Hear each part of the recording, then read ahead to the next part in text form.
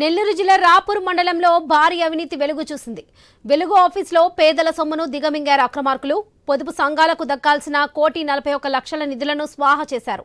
ఇంటి దొంగలు పట్టిపట్టేందుకు సిద్ధమయ్యారు జిల్లా ఉన్నతాధికారులు. కలెక్టర్ ఆదేశాలతో విచారణను వేగవంతం చేశారు. డిఆర్డీఏ పీడీ నాగరాజ్ కుమారి 9 మందితో కూడిన కమిటీ ఇచ్చిన నివేదికను కలెక్టర్ ముందుకు పెట్టారు.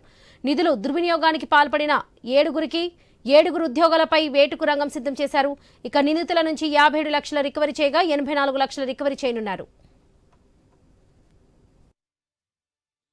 కార్యాలయంలో 2019 జూన్ నుండి 2024 జూన్ వరకు వెలుగు శాఖలో జరిగినటువంటి అవినీతి అక్రమాలలో దాదాపుగా 1,41,00,000 అవినీతి జరిగిందని చెప్పేసి దాదాపుగా 5 నెలల పాటు 9 మంది ఆ శాఖకు సంబంధించినటువంటి డిఆర్డీఏ డిపిఎం స్థాయి అధికారులు, అదేవిధంగా శ్రీనిధి అధికారులు, వెలుగు ఎల్సిసి సర్వేర్లు 5 నెలల పాటు మండల వ్యాప్తంగా అన్ని గ్రామ పంచాయతీల్లో తనిఖీ చేయగా దాదాపుగా 1,41,00,000 అవినీతి జరిగిందని చెప్పేసి వారి యొక్క నివేదికను జిల్లా డిఆర్డీపీడీ గారికి నివేదికని సమర్పించడం జరిగింది.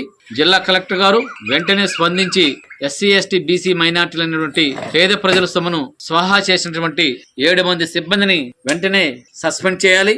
వెలుగు కార్యాలయంలో 2019